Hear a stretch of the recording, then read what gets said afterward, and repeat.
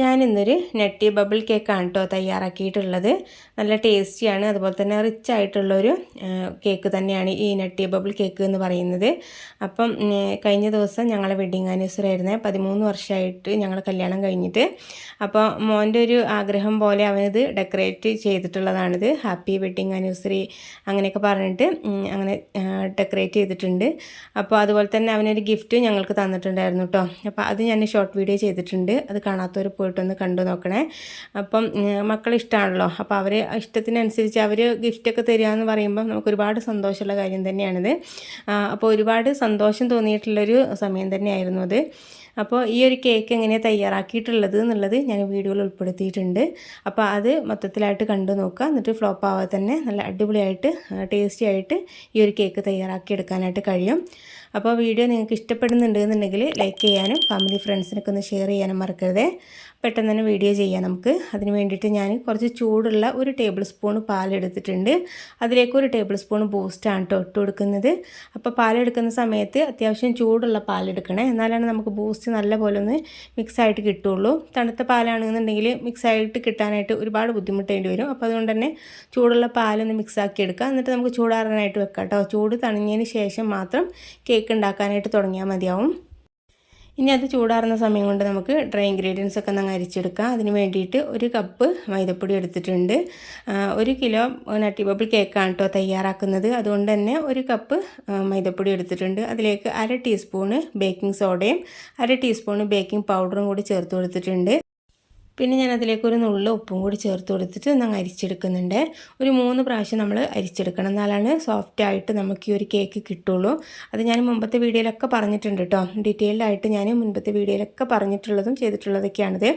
അപ്പോൾ അത് ഞാൻ 3 പ്രാവശ്യം അരിക്കുന്നതൊന്നും കാണിക്കുന്നില്ല. ഒരു 3 പ്രാവശ്യം അരിച്ചെടുത്തതിന് ശേഷം ഒന്നും കൂടി ഒന്ന് മിക്സാക്കി എടുക്കുന്നുണ്ട്.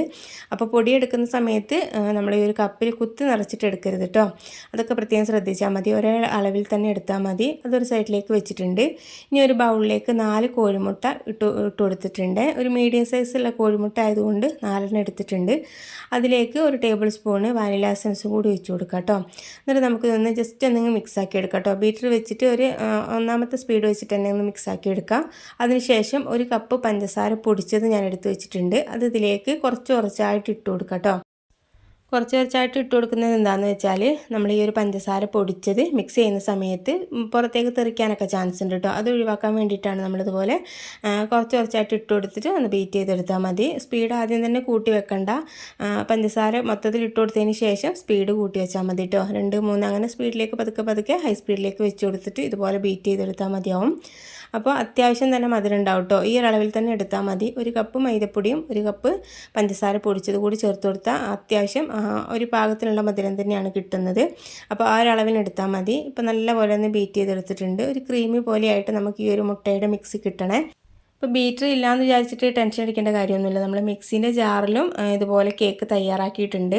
ആ ഒരു വീഡിയോ ഞാൻ ചെയ്തിട്ടുണ്ട് കേട്ടോ. അത് കാണാത്തവരൊന്ന് പോയി നോക്കിയാൽ മതിയാവും. ഇനി ഇതിലേക്ക് 4 ടേബിൾ സ്പൂണ് സൺഫ്ലവർ ഓയിൽ ചേർത്ത് കൊടുക്കുന്നുണ്ട്. വെളിച്ചെണ്ണ ചേർത്ത് കൊടുക്കരുത്, ഓയിൽ തന്നെ ചേർത്ത് കൊടുക്കാം. അതിനുശേഷം 1ാമത്തെ സ്പീഡിലിട്ടിട്ട് ജസ്റ്റ് ഒന്ന് മിക്സാക്കി എടുത്താൽ മതി കേട്ടോ. ഓയിൽ ചേർത്ത് കൊടുത്തതിന് ശേഷം കൂടുതൽ നേരം വെയിറ്റ് ചെയ്യരുത്.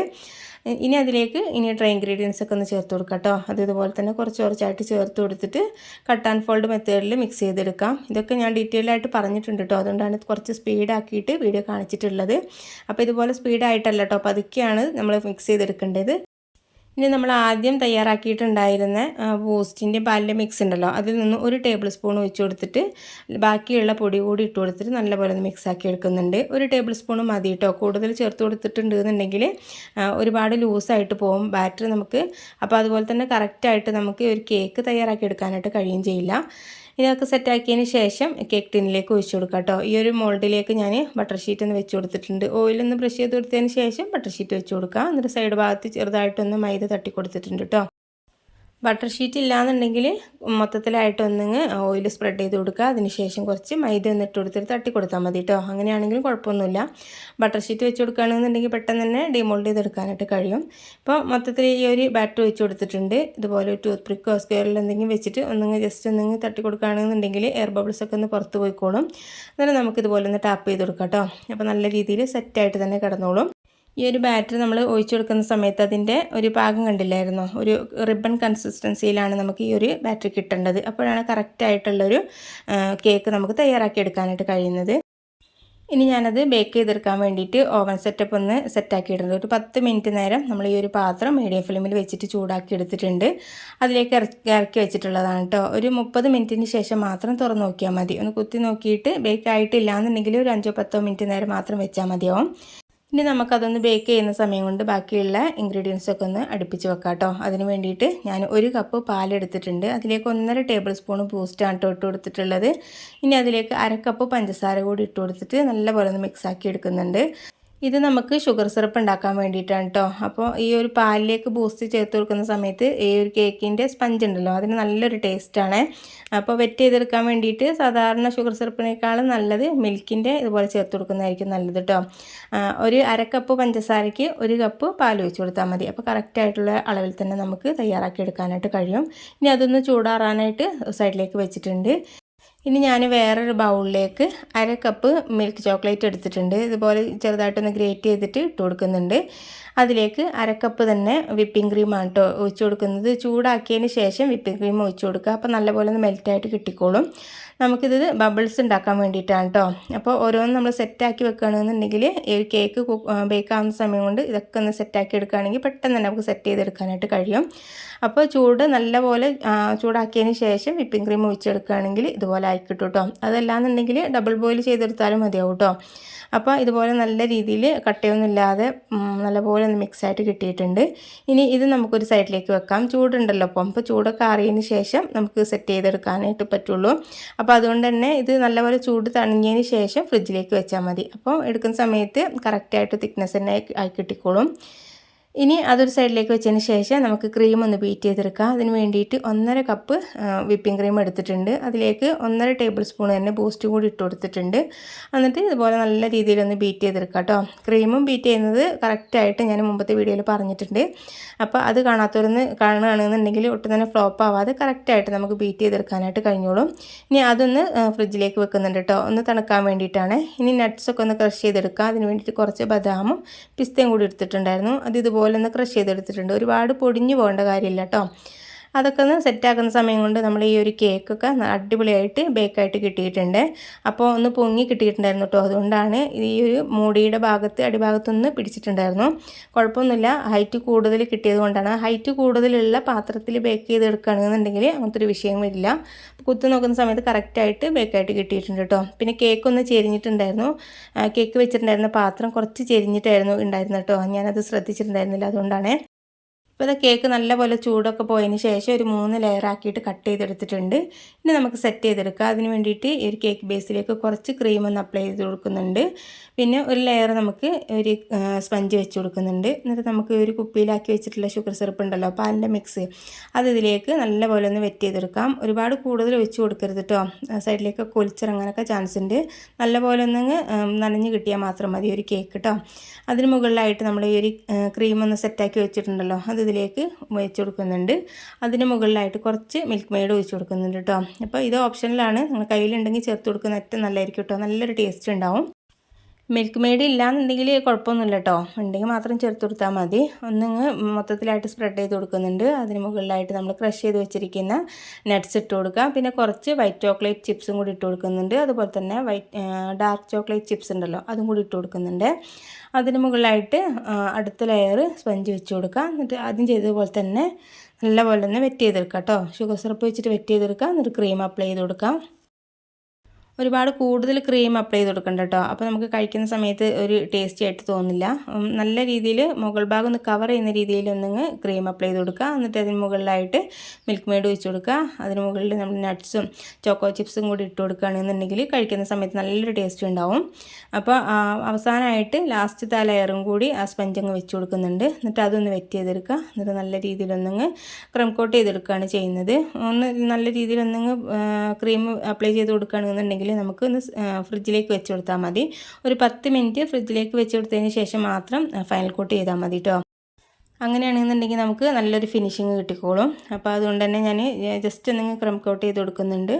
അതിനുശേഷം 10 മിനിറ്റ് വെച്ച് കൊടുക്കുന്നുണ്ട് ഫ്രിഡ്ജിലേക്ക് കേട്ടോ. ടൈമില്ലാന്നുണ്ടെങ്കിൽ ഒരു 10 മിനിറ്റ് നമുക്ക് ഇതുപോലെ ഫ്രീസറിലേക്ക് 5-10 മിനിറ്റ് വരെ വെക്കുകയാണെങ്കിൽ പെട്ടെന്ന് തന്നെ സെറ്റായിട്ട് കിട്ടിക്കോളും.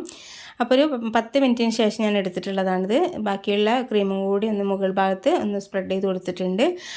അതിനുശേഷം ഇതുപോലെ നല്ലപോലെ ഒന്ന് ഫിനിഷ് ആക്കി എടുത്തിട്ടുണ്ട് കേട്ടോ. അപ്പോൾ ഒരുപാട് ഫിനിഷായിട്ട് കിട്ടണമെന്നില്ല. നമ്മളിതിന് മുകളിലായിട്ട് ബബിൾസ് വെക്കുന്നുണ്ട്, സൈഡിലായിട്ട് നട്ട്സൊക്കെ വെക്കുന്നുണ്ട്. അതുകൊണ്ട് തന്നെ നല്ലപോലെ ഫിനിഷായിട്ട് കിട്ടണമെന്ന് വിചാരിച്ചിട്ട് ടെൻഷൻ അടിക്കേണ്ട കാര്യമൊന്നുമില്ല.